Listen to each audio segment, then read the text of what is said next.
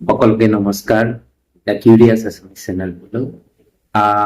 আজিকালি আপোনালোকে দেখিছে নিউজটো খুলিলে বা ইউটিউব হওক বা আমাৰ যিবোৰ লোকেল চেনেল আছে টিভিত যেতিয়া নিউজ খোলা যায় দেখি আছো যে ট্ৰেডিং ইজ এ স্কেম চুমি বৰা বিতৰ্ক YBL trading scam DB stock broking কিছুদিন আগতে মানে এনেকুৱা ধৰণৰ বহুত ধৰণৰ ষ্টক ট্ৰেডিং ৰিলেটেড স্কেমৰ বিতৰ্ক কৰিছে তো মই নিজে ষ্টক ট্ৰেডিং কৰোঁ প্ৰফেচনেলি নহ'লেও এজ এ বিগিনাৰ্ছ কৰোঁ ষ্টক ট্ৰেডিংটো আচলতে এনেকুৱা বস্তু যেনেকৈ ধৰক আপোনালোকে যিকোনো ধৰণৰ এটা ব্যৱসায় কৰে তেতিয়া কি কৰে কম দামত বস্তু কিনি আনি যেনেকৈ আমাৰ গ্ৰচাৰী ৰিটেইলাৰ এজনৰ কথা কওঁ তেওঁলোকে হোলচেলৰ পৰা কম ৰেটত বস্তু কিনি আনে আৰু এজ এ কনজিউমাৰ আমাৰ তাত সেইখিনিত তেওঁলোকৰ মাৰ্জিন এটা ৰাখি আমাৰ তাত বিক্ৰী কৰে আৰু সেই লাভৰ অংশৰে তেওঁলোকৰ নিজৰ জীৱিকা পালন কৰে ট্ৰেডিংটো সেনেকুৱা বস্তু আপোনালোকে দুটা কনচেপ্টত কাম কৰিব পাৰে বাইং ধৰক 100 টকাত কিনিব পাৰে আৰু চেলিং 105 টকা 110 টকা 20 টকা কৰিব পাৰে তাত কিছুমান ব্ৰকাৰেজ চাৰ্জ থাকে সেইখিনি কাটা যাব বাকী 20 টকা বা 10 টকা 5 টকা আপোনাৰ প্ৰফিট বুলি ধৰা যায় হয়তো বাইং কমত কৰিব পাৰে সেলিং বেছিত কৰিব পাৰে বা সেলিং বেছিত কৰি বাইং কমত কৰিব পাৰে তাত আমাৰ ট্ৰেডিং প্ৰফিট জেনাৰেট হয় তো ট্ৰেডিংটো স্কেম নহয় ট্ৰেডিংটো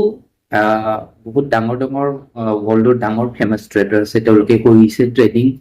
is an art as well as science মানে ট্ৰেডিং চায়েন্সো হয় আৰু এটা কলাও হয় কলা বুলি ক'লে এইটো এটা স্কিল মানে আমাৰ যিটো পাৰদৰ্শিতা বুলি কওঁ আমি trading is a skill based business ট্ৰেডিংটো এটা বিজনেছ হয় এইটো কোনো স্কেম নহয় এটা কিছুমান ধৰক স্কেমাৰ থাকিব পাৰে যোনে মানে এনেকুৱা ধৰণৰ বৃত্তি লৈছে যাৰ ফলত ট্ৰেডিংটো বদনামী হৈছে আজি কিছুদিন আগৰ কথা এনেকুৱা নিউজ যেতিয়া আমাৰ লোকেল চেনেলবোৰত এনিটাইম পচি আছিলে মই কিছুদিন আগতে মোৰ এখন টেক্স কনচালটেঞ্চি ফাৰ্ম আছে তাত কাম কৰি আছো কিবা ব্যক্তিগত টেক্সৰ কামৰ কাৰণে মই গুৱাহাটী গৈছিলো দুদিন থাকিব লগা হৈছিলে তেতিয়া মোৰ ঘৰৰ পৰা ফোন আহিলে দুদিন যোৱাৰ কাৰণে নিউজটো চলি আছিলে তেতিয়া মোক ফোন কৰি মোৰ মা সুধিলে যে তই ক'ত আছ আজি পিছে মা খবৰ লয় বোলে আছনে ভালে তো মা এইবাৰ সোধাটো অলপ বেলেগ ধৰণৰ হৈছে মোক ক'ত আছ বোলে আচ্ছা বন্ধু ঘৰত আছো ঠিক আছে আছতো ভালে এইবোৰ ট্ৰেডিঙৰ কিবা কথা শুনি আছো তো এইবোৰতো কৰা নাই তো সেনেকুৱা ধৰণৰ কথা আৰু ট্ৰেডিংটো স্কেম নহয় নিউজবোৰে যেনেকৈ মানে নিউজটো চলাই আছে কিছুমান ব্যক্তিগত মানুহৰ কাৰণে বদনামী হ'ব পাৰে তাৰ মানে এইটো নহয় যে ট্ৰেডিংটো স্কেম হয় তো মই সাধাৰণ মানুহক ক'ব খুজিছো যে